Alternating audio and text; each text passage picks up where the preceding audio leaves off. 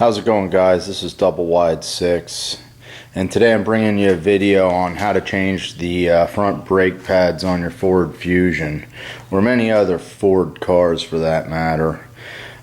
So what we're going to do is I loosened up the lug nuts just a little bit so that they're not torqued anymore. Now I'm going to jack up the wheel and I'm going to take off the lug nuts and remove the tire.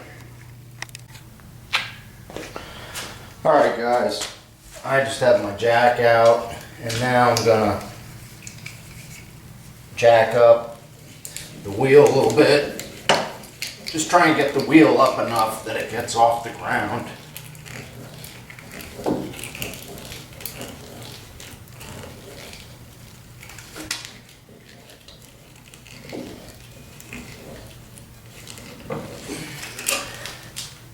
A little bit more should do it.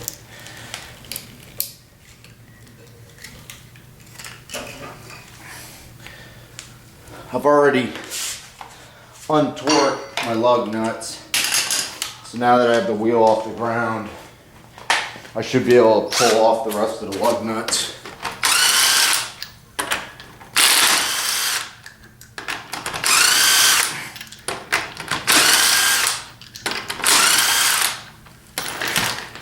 That should allow us to remove the wheel, and now we can see our brake pads and our brake caliper, so we're going to show you how to change that. Alrighty guys, now that we have that tire removed, the next thing that we want to do is on the back of your brake caliper, there's a 14mm bolt. You want to loosen up this bolt. So I'll just put my wrench on there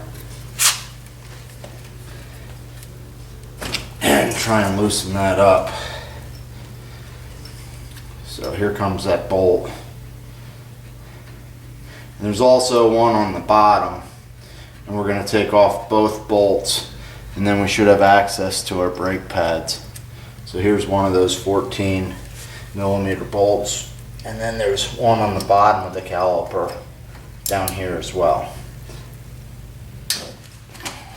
There it goes, and they're on there pretty snug. So we'll pull those off, and hopefully that should allow us to remove our caliper. And you can just let that caliper hang down real carefully, being careful not to hurt the hose on that. So the next thing we want to do is we need to push back this brake caliper a little bit, and to do that you're going to want to put a C-clamp on there. So I have a C-clamp here that I'll loosen up a little bit. And all you're trying to do is put it on here so that you can push back that caliper.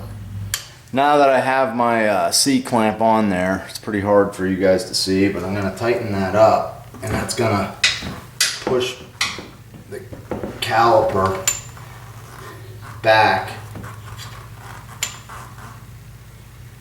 so that I can fit on my new brake pads. There we go. So you just want to push that back in there, and a C-clamp works pretty well for that.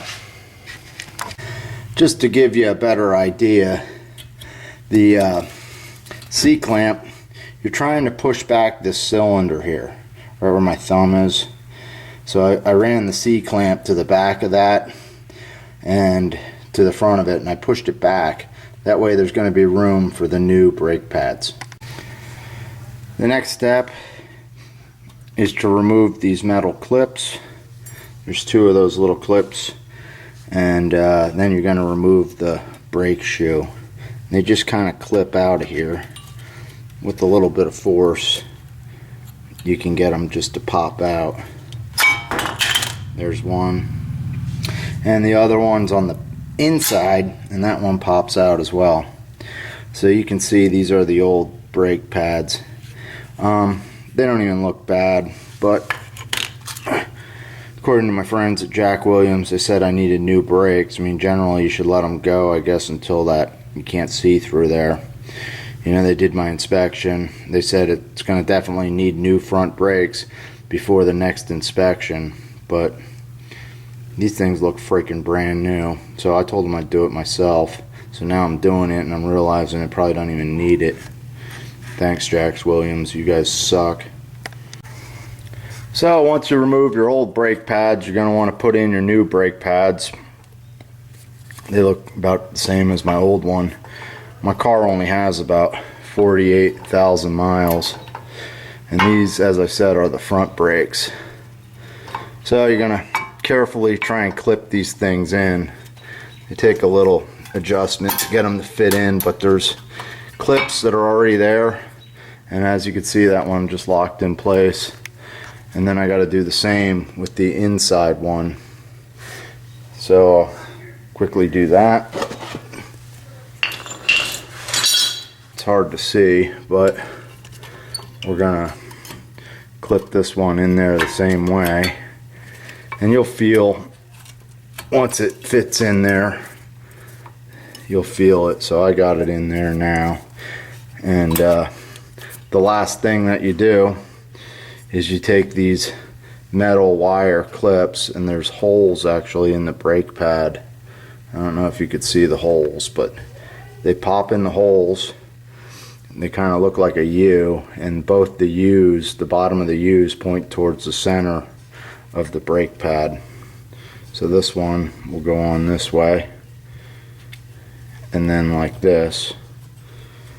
And I'm not a mechanic, I just do this stuff for fun, and I guess to save money. The next step would be to take your caliper, and you're going to put that back on there with those two number 14 millimeter bolts to hold it in place.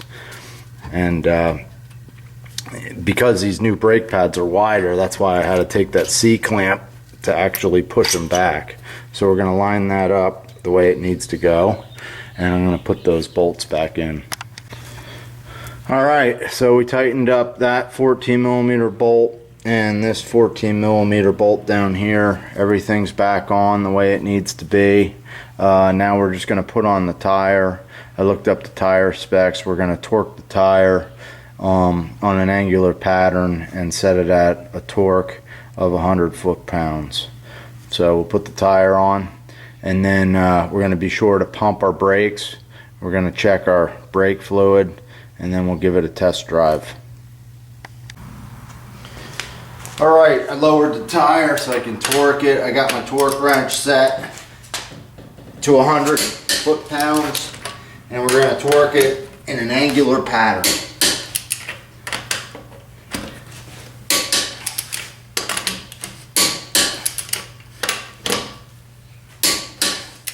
And I like to do it second time just to double check,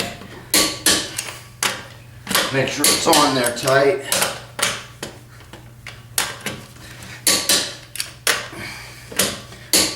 And then we're going to pump the brakes several times to get the fluid up through that caliper. And then I'm going to get my wife out here to test it out, because I sure as hell don't want to be driving it. And we'll see if it works. We're just going to check the fluid. So here's a look under the hood here, and in the back up against the firewall, this little container here is my brake fluid. So you want to make sure that this is filled up. Looks like it's up pretty high. It's probably hard to see, but it says max. Right here it says max, and we're like an 1/8 inch under it. So I think we're alright. I'm going to let that go, and after I drive the car, I'm going to check it again, and I might add a little bit of .3 brake fluid. And that concludes my video. Hopefully you liked it and might have learned something. As I said, I'm not a mechanic. I just make a lot of videos on different types of stuff. So if you're interested in subscribing, it's double wide 6. Whatever I'm fixing, I'm trying to put up as a video. So have a great day, and we'll have to let you know how my wife likes the car. Hopefully it works for her.